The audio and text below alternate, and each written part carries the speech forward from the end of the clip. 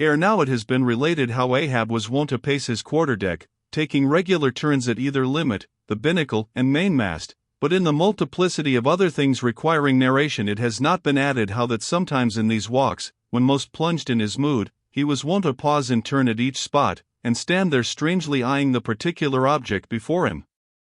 When he halted before the binnacle, with his glance fastened on the pointed needle in the compass, that glance shot like a javelin with the pointed intensity of his purpose, and when resuming his walk he again paused before the mainmast, then, as the same riveted glance fastened upon the riveted gold coin there, he still wore the same aspect of nailed firmness, only dashed with a certain wild longing, if not hopefulness.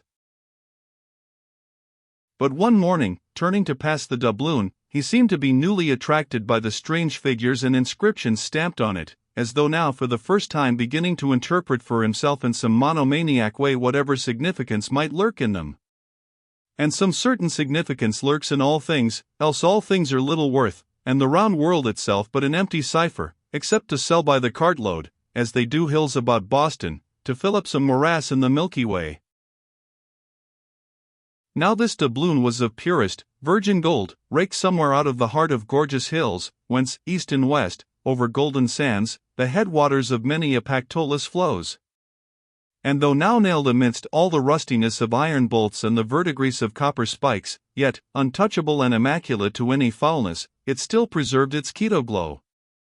Nor, though placed amongst a ruthless crew and every hour passed by ruthless hands, and through the livelong night shrouded with thick darkness which might cover any pilfering approach, nevertheless every sunrise found the doubloon where the sunset left it last. For it was set apart and sanctified to one awe-striking end, and however wanton in their sailor ways, one and all, the mariners revered it as the white whale's talisman. Sometimes they talked it over in the weary watch by night, wondering whose it was to be at last, and whether he would ever live to spend it. Now those noble golden coins of South America are as medals of the sun and tropic token pieces. Here palms, alpacas, and volcanoes, suns, discs and stars, ecliptics, horns of plenty, and rich banners waving, are in luxuriant profusion stamped, so that the precious gold seems almost to derive an added preciousness and enhancing glories, by passing through those fancy mints, so Spanishly poetic. It so chanced that the doubloon of the Pequod was a most wealthy example of these things. On its round border it bore the letters, Republica del Ecuador, Quito. So this bright coin came from a country planted in the middle of the world, and beneath the great equator, and named after it, and it had been cast midway up the Andes, in the unwaning clime that knows no autumn. Zoned by those letters you saw the likeness of 3 Andes summits, from one aflame, a tower on another, on the third a crowing cock, while arching over all was a segment of the partition zodiac, the signs all marked with their usual cabalistics, and the keystone sun entering the equinoctial point at Libra. Before this equatorial coin, Ahab, not unobserved by others, was now pausing. There's something ever egotistical in mountain tops and towers, and all other grand and lofty things. Look here, 3 peaks as proud as Lucifer. The firm tower, that is Ahab, the volcano, that is Ahab, the courageous, the undaunted, and victorious fowl, that, too, is Ahab, all are Ahab, and this round gold is but the image of the rounder globe, which, like a magician's glass, to each and every man in turn but mirrors back his own mysterious self. Great pains, small gains for those who ask the world to solve them, it cannot solve itself. Methinks now this coin's sun wears a ruddy face, but see! Aye, he enters the sign of storms, the equinox. And but 6 months before he wheeled out of a former equinox at Aries. From storm to storm. So be it, then. Bored in throes, 'tis fit that man should live in pains and die in pangs. So be it, then. Here's stout stuff for woe to work on. So be it, then.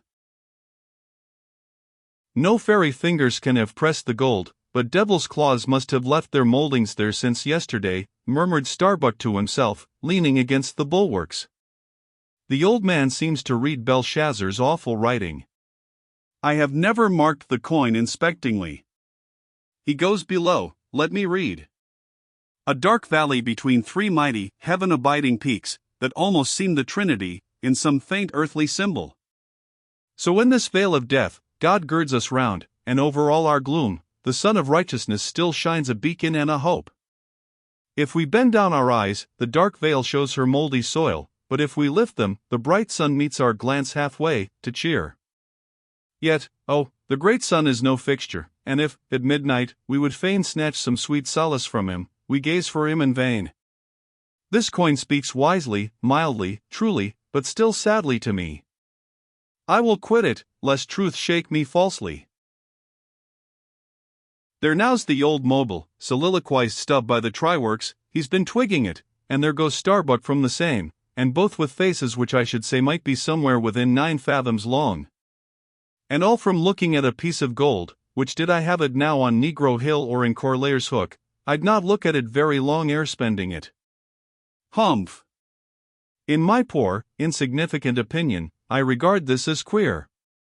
I have seen doubloons before now in my voyagings, your doubloons of old Spain, your doubloons of Peru, your doubloons of Chile, your doubloons of Bolivia, your doubloons of Popayan, with plenty of gold moidores and pistoles, and joes, and half-joes, and quarter-joes. What then should there be in this doubloon of the equator that is so killing wonderful? By Golconda! Let me read it once. Hullo! Here's signs and wonders truly. That, now, is what old Bowditch in his epitome calls the zodiac, and what my almanac below calls ditto. I'll get the almanac, and as I have heard devils can be raised with Dable's arithmetic, I'll try my hand at raising a meaning out of these queer curvicues here with the Massachusetts calendar. Here's the book. Let's see now.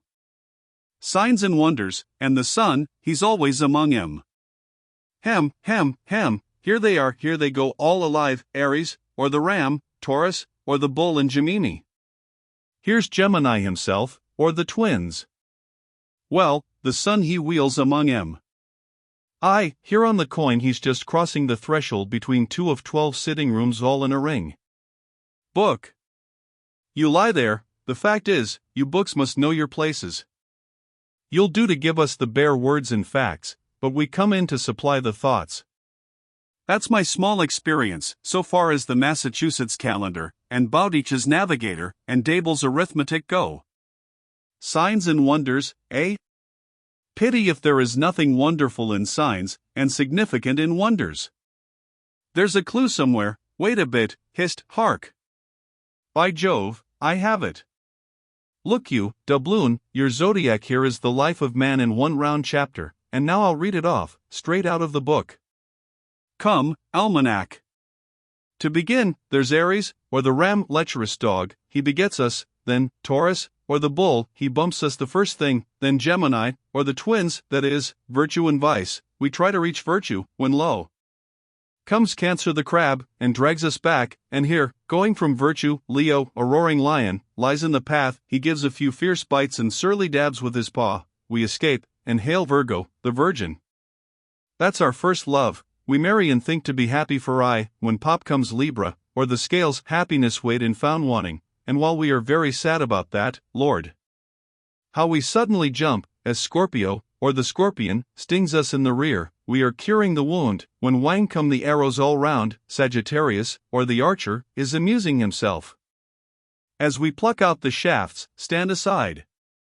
Here's the battering ram, Capricornus, or the goat, full tilt, he comes rushing, and headlong we are tossed, when Aquarius, or the water-bearer, pours out his whole deluge and drowns us, and to wind up with Pisces, or the fishes, we sleep.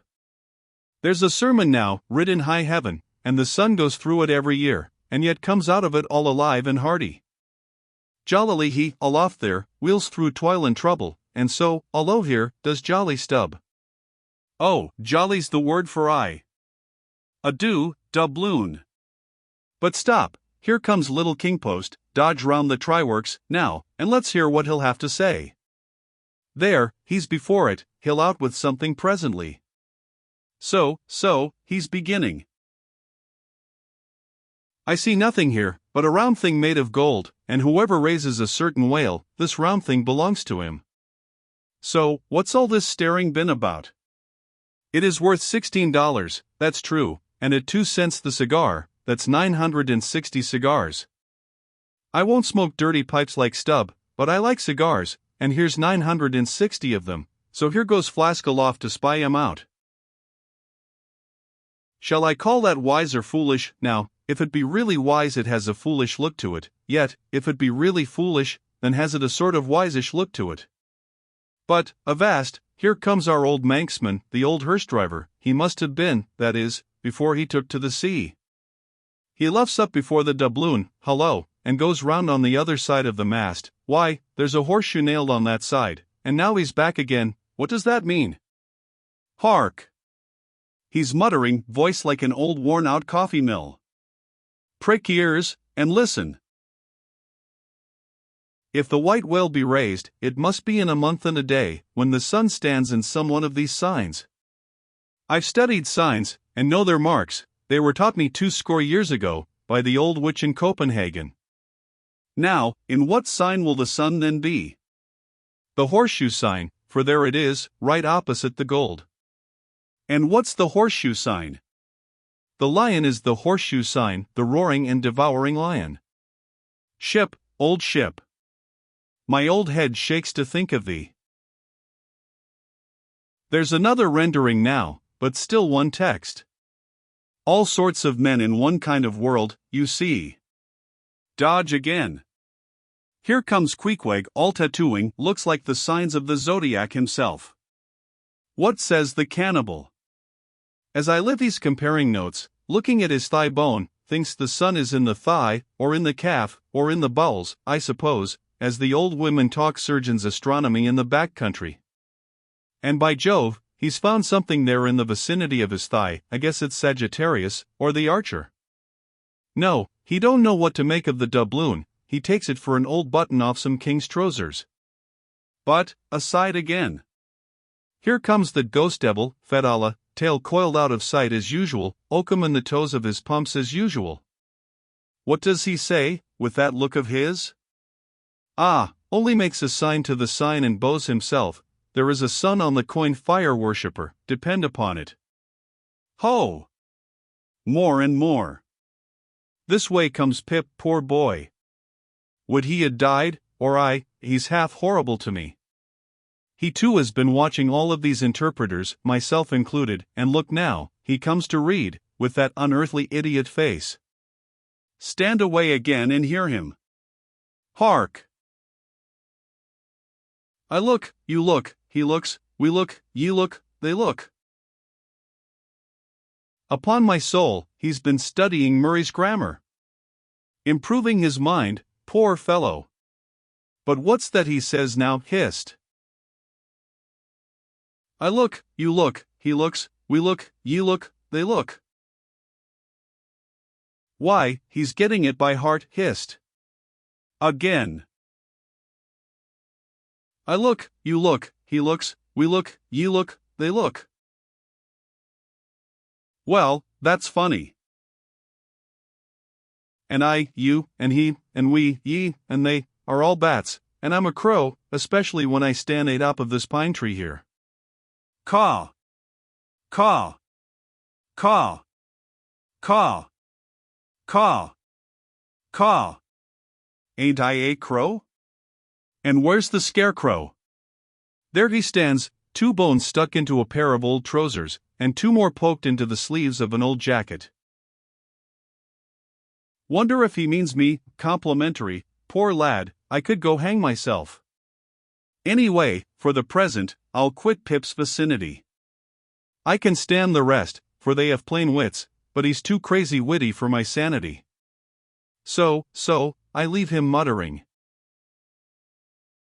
Here's the ship's navel, this doubloon here, and they are all on fire to unscrew it.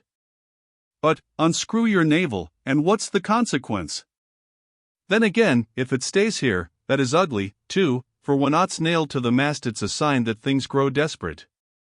Ha, ha! Old Ahab! The white whale, he'll nail ye. This is a pine tree. My father, in old Talon County, cut down a pine tree once, and found a silver ring grown over in it, some old darky's wedding ring. How did it get there? And so they'll say in the resurrection, when they come to fish up this old mast, and find a doubloon lodged in it, with bedded oysters for the shaggy bark. Oh, the gold! The precious, precious gold! The green miser'll hoard ye soon. Hish! Hish! God goes 'mong the world's blackberrying. Cook! Ho, cook! And cook us! Jenny! Hey, hey, hey, hey, hey, Jenny, Jenny! And get your hoe cake done.